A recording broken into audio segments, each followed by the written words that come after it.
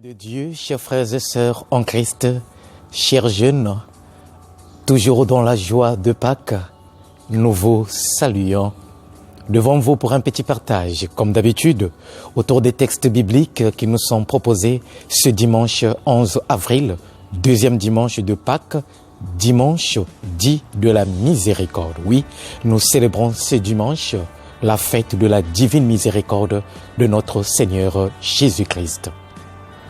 Pour les textes qui vont nous accompagner, bien-aimés de Dieu, la première lecture nous vient du livre des Actes des Apôtres, le chapitre 4, les versets 32 à 35. Pour la méditation, nous avons le psaume 117. La deuxième lecture, nous avons la première lettre de Saint Jean, le chapitre 5, les 6 premiers versets. Pour l'évangile, nous avons Saint Jean, le chapitre 20, les versets 19 à 31.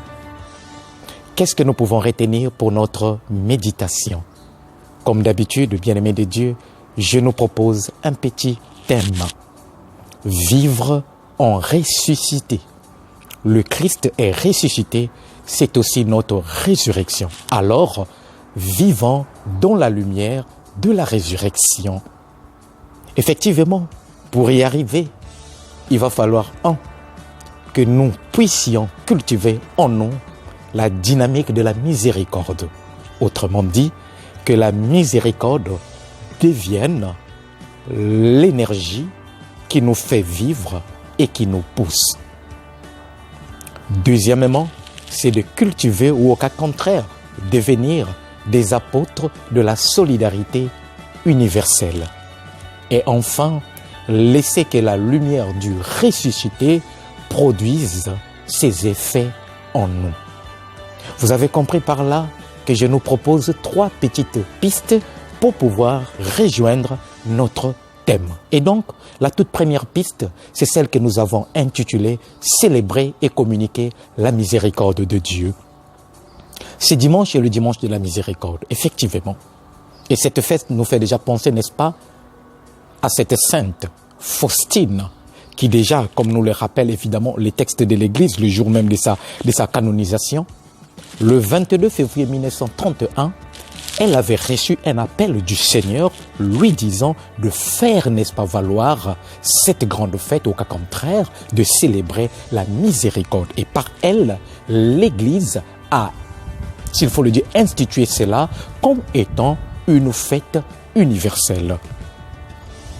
Et cela s'est passé avec le pape Jean-Paul II, qui, le 30 avril 2000, le jour même de la canonisation de cette sœur Faustine, c'est-à-dire Sainte Faustine, avait institué la fête de la miséricorde comme étant la fête de toute l'Église. Que célébrons-nous lorsque nous parlons de cette fête de la miséricorde? Bien-aimés de Dieu, nous célébrons l'amour de Dieu. Voilà pourquoi notre première piste veut bien nous inviter à devenir à notre tour des communicateurs de la miséricorde de Dieu. La miséricorde de Dieu trouve le lieu par excellence de sa réalisation, la croix.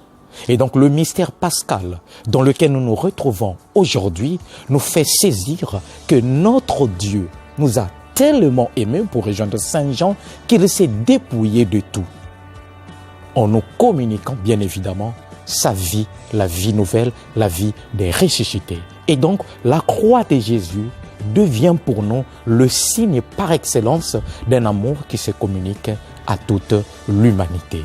Dieu se donne, Dieu se communique.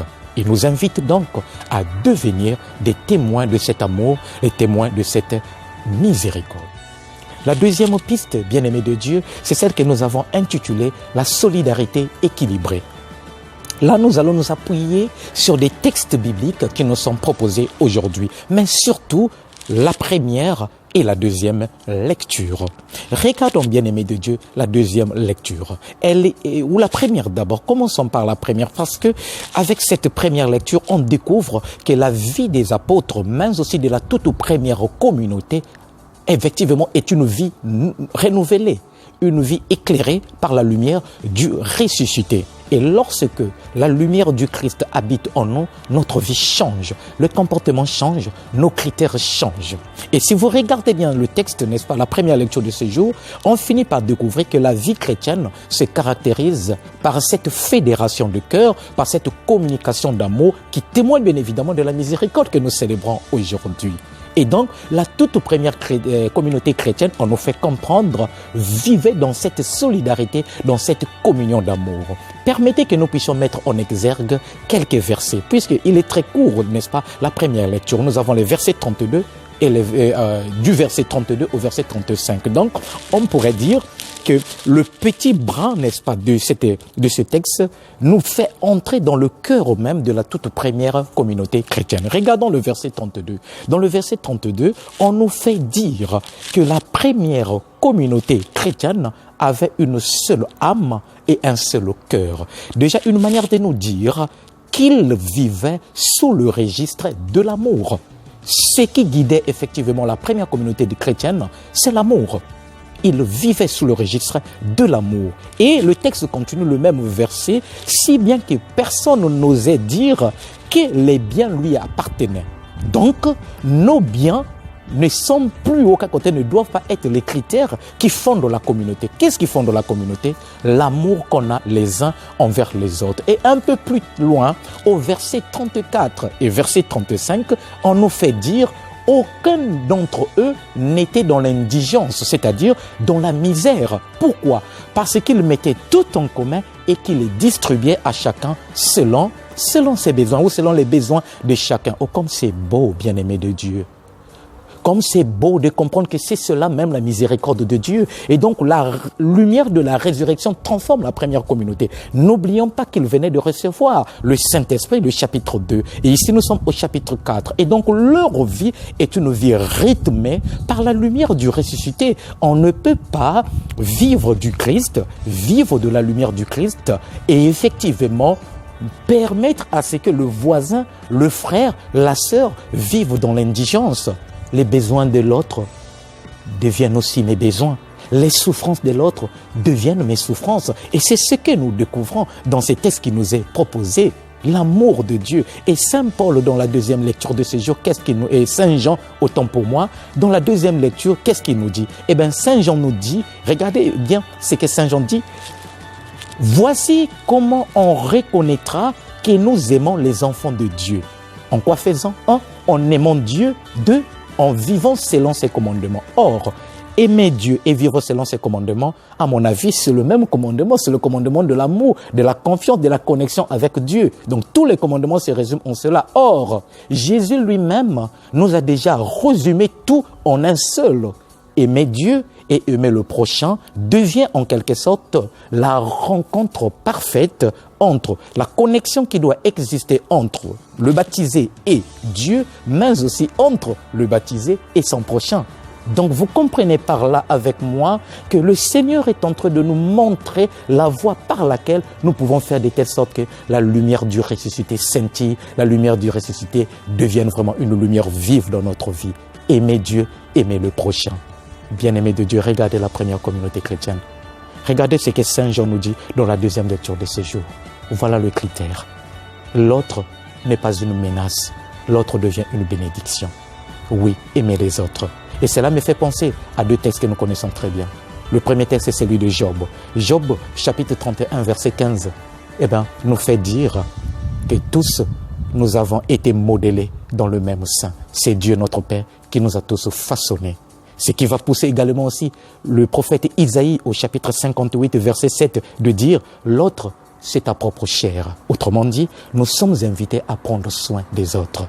Et donc cette première lecture et la deuxième lecture d'aujourd'hui nous donnent de comprendre que la vie chrétienne, lorsqu'effectivement elle est centrée sur le Christ, lorsque c'est le Christ, la lumière du ressuscité qui nous gouverne, nous ne pouvons qu'être là pour communiquer la miséricorde, pour communiquer l'amour de Dieu. Et ce qui est encore intéressant dans cette première lecture, on nous fait dire que les biens étaient partagés selon les besoins de chacun. Et donc vous comprenez que personne n'osait dire que les biens lui appartenaient. Alors, si tes biens qui sont effectivement tes propriétés à toi, tu arrives à dire que, ils ne t'appartiennent pas, c'est là où vient te dire qu'il y a un autre propriétaire, c'est Dieu lui-même. Donc tout ce que nous avons n'est qu'un cadeau, n'est qu'un don que nous avons reçu de l'Éternel.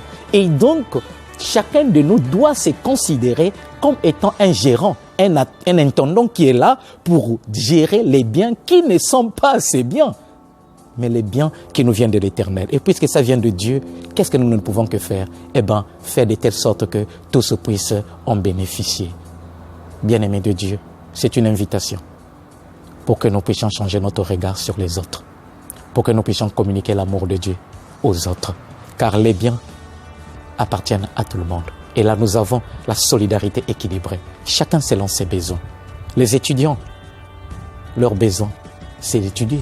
Alors, qu'est-ce que nous pouvons leur donner? C'est leur offrir évidemment les conditions nécessaires. Les élèves, ils ont besoin de quoi? Mais des salles de classe avec des bancs. Offrons-leur les bancs. Ils ne nous demandent pas notre argent. Ils ne nous demandent pas. Alors, tout ce qu'ils attendent, n'est-ce pas, par exemple, d'un gouvernement, d'un pays, mais c'est de mettre à leur disposition les tables bancs. Ils ne nous réclament pas l'argent qui est dans notre poche. Donnons à chacun juste effectivement ce qui lui est dû. Il ne s'agit pas, n'est-ce pas, de se mettre là à distribuer de l'argent à chacun, mais non, en offrant des services qui profiteraient à tous. Et dernier, effectivement, point, ou la dernière piste que je nous propose pour notre méditation, c'est celle que nous avons intitulée « Être brûlé par les effets de l'amour ou par la miséricorde ». Oui, je m'appuie sur l'évangile. Jésus, lorsqu'il se présente devant les disciples, qu'est-ce qu'il fait? La première des choses, il leur communique la paix. N'est-ce pas? Déjà une grâce de Pâques ou de la miséricorde de Dieu. La paix. Et je vous assure, lorsque la solidarité équilibrée est en quelque sorte respectée, les gens vivent dans la paix. Parce que la paix n'est pas simplement et toujours l'absence de guerre. La paix, c'est lorsque je trouve le minimum pour être heureux. Une personne qui n'a rien à manger n'est pas en paix. N'est pas en paix. Une personne qui manque de quoi se soigner n'est pas en paix. Et donc la paix commence aussi au niveau social, lorsqu'on est capable de réguler tout ce qui est nécessaire pour les biens des autres. 2. La joie. Jésus, une fois qu'il a communiqué la paix aux disciples, ils sont tous remplis de joie. Lorsque la solidarité équilibrée est respectée, ça procure de la joie à tout le monde. 3. L'Esprit Saint. Jésus souffle son esprit sur chacun d'eux. Lorsqu'on vit en ressuscité, l'Esprit nous guide.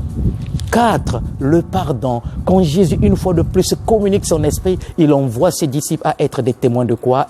Les témoins du pardon. À chacun de nous aujourd'hui de communiquer le pardon autour de lui. C'est cela aussi, vivre la miséricorde de Dieu. Enfin, la foi. On nous fait dire qu'évidemment Thomas, qui n'était pas d'abord, n'est-ce pas, lors de la première apparition, au cas contraire, la première visite du Seigneur, la présence du Seigneur, il a douté jusqu'à ce que le Seigneur lui-même ait encore réapparu et dit à Thomas, viens toucher. La foi, c'est cela aussi la miséricorde. Être capable de faire confiance à notre Seigneur Jésus-Christ, qui ne peut jamais nous abandonner, qui le sera toujours là. Et donc, faire un saut, quitter le voir, le toucher, pour passer au croire, comme nous l'avions effectivement rappelé le dimanche dernier. Bien-aimés de Dieu, que cette fête de la miséricorde nous plonge dans le cœur de Dieu, ce cœur qui nous aime, ce cœur qui veut que chacun de nous soit à côté de l'autre pour pouvoir l'aider à vivre en enfant de Dieu. En agissant ainsi, Dieu nous comblera, Dieu nous bénira. Et soyons-en sûrs, nous allons rejoindre ce que dit le verset 33. Les apôtres témoignaient de la résurrection et la puissance ou la grâce de l'Éternel était avec eux. Autrement dit, témoigner de la résurrection par des gestes simples, des gestes d'amour et de paix est déjà un signe que Dieu habite en nous. Et si Dieu habite en nous, bien-aimés de Dieu, notre vie sera toujours éclairée et nous pourrons alors chanter le psaume 117. Seigneur, ton amour est éternel, viens dans ma vie. Que Dieu vous bénisse, que Dieu vous garde et bonne fête de la miséricorde du Seigneur à toutes et à tous.